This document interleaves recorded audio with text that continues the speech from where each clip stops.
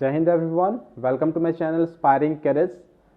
Friends, आज इस video के अंदर हम देखने वाले हैं 20 new words which are very useful for different competitive exams. Friends, आज अगर हम देखेंगे तो इसमें हम 20 ऐसे वर्ड्स डिस्कस करेंगे जो हमारे पर्सनैलिटी रिलेटेड वर्ड्स हैं।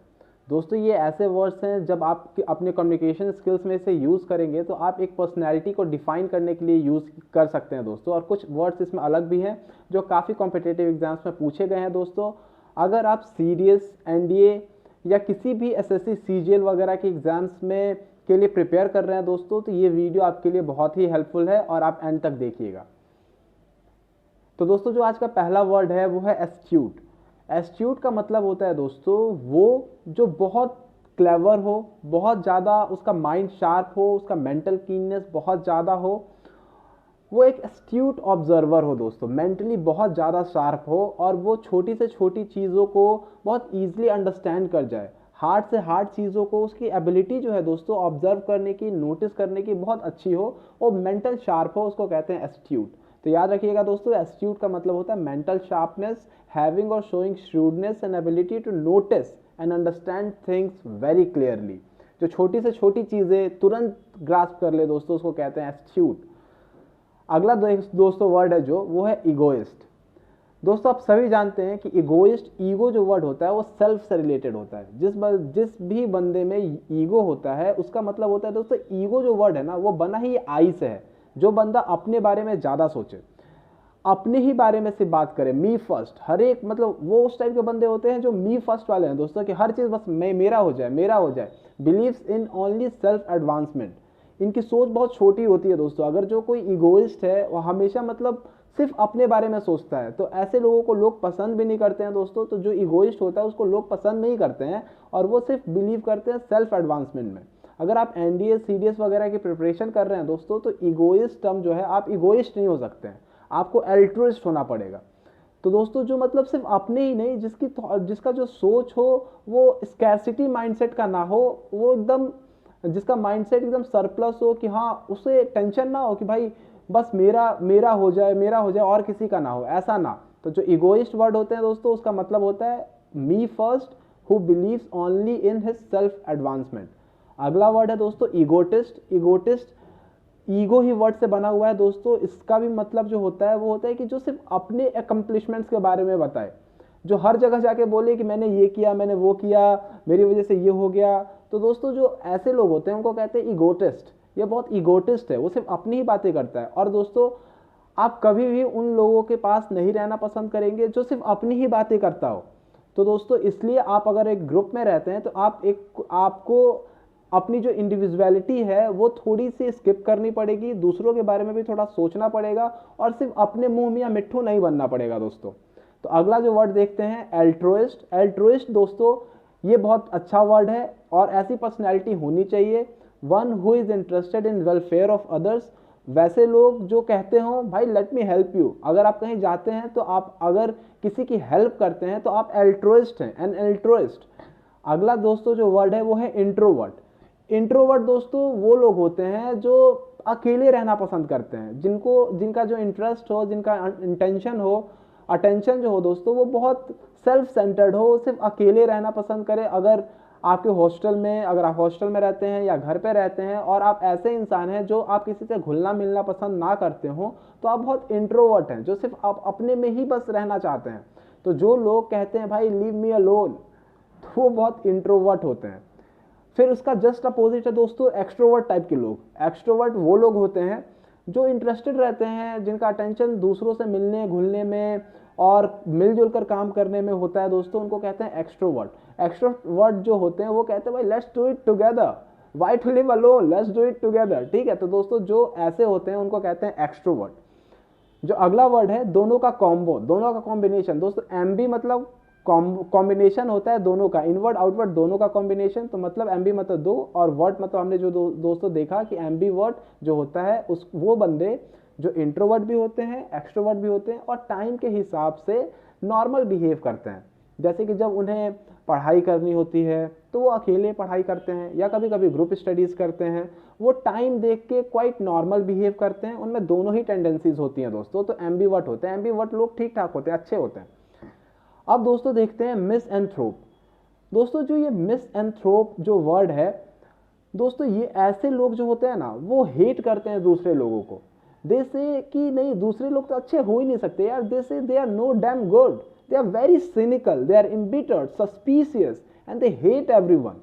जो मिसएंथ्रोपिस्ट होते हैं दोस्तों, वो हेट ह्यूमन, वो एंथ्रोपिस्ट मतलब वो ह्यूमन काइंड को हेट करते हैं। तो ऐसा हमें बनना ही नहीं है मिसएंथ्रोपिस्ट।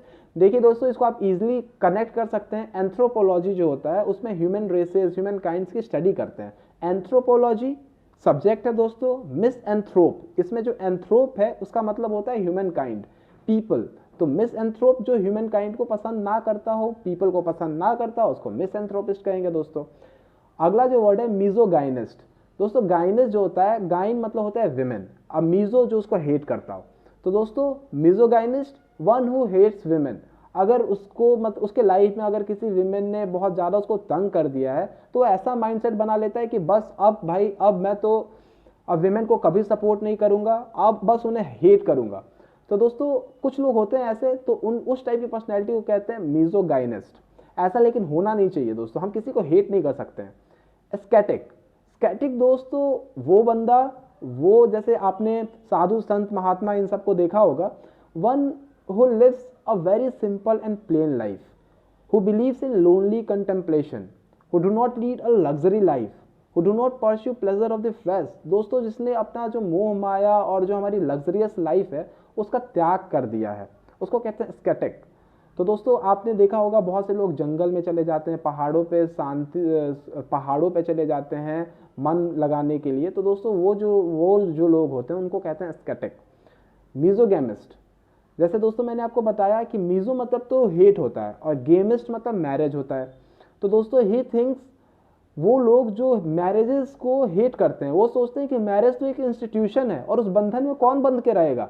उनको लिविंग में रहना पसंद होगा। उनको आप देखेंगे कि वो आप एज अ गर्लफ्रेंड रख सकते हैं लड़कियों को, एज अ मतलब उनके पार्टनर्स हो सकते हैं, लेकिन वो शादी नहीं करेंगे। तो वैसे लोग जो मैरिजेस को हेट करते हैं, वैसे लोग जो सोचते हैं कि नहीं हमें कोई लीगल कमिटमेंट नहीं करना है, और वैसे लोग जो मैरिजेस को एक इंस्टीट्यूशन समझते हैं दोस्तों, वो लोग कहलाते हैं मीजोगेमिस्ट, जो हेट करते हैं मैरिजेस को। दोस्तों अगला जो वर्ड है पोलीगैमी। पोलीगैमी का मतलब होता है दोस्तों कि कुछ कस्टम्स ऐसे भी होते हैं जहां पर जो हस्बैंड होता है उसकी काफ़ी वाइफ्स होती हैं। पहले ज़माने के लोग जो होते थे दोस्तों, आप देख लीजिए बिंबिसार जो थे हिस्ट्री के अंदर, उनकी 3-3 वाइफ्स थी। तो वो पोलीगैमी फॉलो होता था। आज इंडिया के अंदर पोलीगैमी नहीं होता दोस्तों। तो लेकिन पोलीगैमी कभी कभी किसी किसी सिचुएशंस में हमने देखा है कि किसी किसी कल्चर का पार्ट होता है। तो पोलीगैमी का मतलब दोस्तों ऐसा कस्टम जिसमें एक मैन की काफ़ी वाइफ्स हो, उनको कहते हैं पोलीगैमी। फिलेंथ्रोपी, हमने मिसएंथ्रोपी देखा था दोस्तों, मिसएंथ्रोप जो हेट करते थे। फिलन मतलब होता है दोस्तों लव। तो जो ह्यूमन काइंड को लव करे मैन काइंड को, पीपल को, उन्हें कहते हैं फिलेंथ्रोपी, फिलेंथ्रोपिस्ट। ठीक है दोस्तों। तो एंथ्रोपोलॉजी मतलब मैनकाइंड, फिल मतलब लव और मीजो मतलब हेट। तो फिलेंथ्रोपी मतलब दोस्तों, फिलेंथ्रोपिस्ट मतलब love for Mankind. Polyandry, poly मतलब दोस्तों होता है मल्टीपल, पॉलीगैमी हो जाए, पॉलीएंड्री। पॉलीगैमी देखा, मल्टीपल वाइफ्स होती हैं, उसमें मल्टीपल शादियां होती हैं।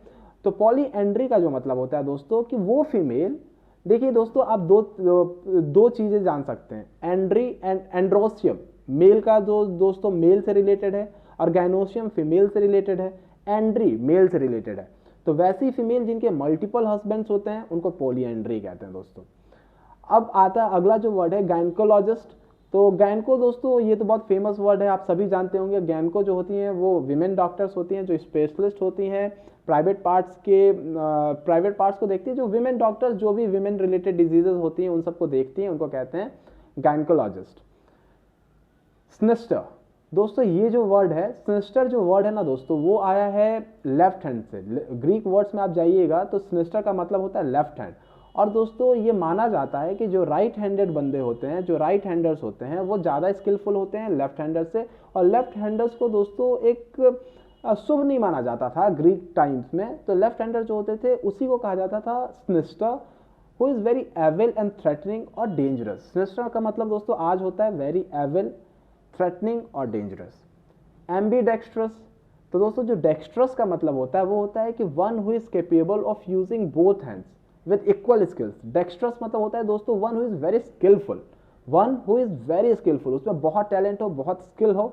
और एम्बी मतलब दोनों, एम्बी मतलब दो होता है, तो एम्बी डेक्स्ट्रस मतलब जो वो बहुत एक्सट्रीमली टैलेंटेड हो, उसके पास उसके दोनों हैंड्स को वो यूज कर सके इक्वली, मतलब दोस्तों एक्सट्रीमली टैलेंटेड समझिए इसको। गॉश, गॉश मतलब होता है दोस्तों ऑकवर्ड, गॉश याद कर लीजिएगा, ऑकवर्ड होता है। एंड एड्रॉइट, डेक्स्ट्रस का ही सिनोनिम है दोस्तों, एड्रॉइट मतलब होता है skillful and cleverness. Skillful, adroit मतलब स्किलफुल, याद रखिएगा दोस्तों, एड्रॉइट मतलब स्किलफुल। दोस्तों होप कि आप ये 20 वर्ड्स याद कर लिए होंगे, और दोस्तों इस वर्ड्स को आप कॉपी में नोट डाउन करते जाइएगा, क्योंकि ये जो हमारी सीरीज चल रही है इसमें हम लगभग 500 न्यू वर्ड्स देखेंगे जो बहुत सारे कॉम्पिटिटिव एग्जाम्स में पूछे जा चुके हैं। और ये दोस्तों अगर आपने इन वर्ड्स को याद कर लिया ना, तो आपको किसी भी कॉम्पिटिटिव एग्जाम्स में वोकैब्स की कभी दिक्कत नहीं होगी। आपकी इंग्लिश इतनी इंप्रूव हो जाएगी कि आपकी कॉम्प्रिहेंडिंग कैपेसिटी जो है, कॉम्प्रिहेंड करने का और समझने का इंग्लिश की कैपेसिटी जो है दोस्तों, वो बहुत इंप्रूव हो जाएगी। तो थैंक यू दोस्तों, thank you for watching this video, thank you everyone.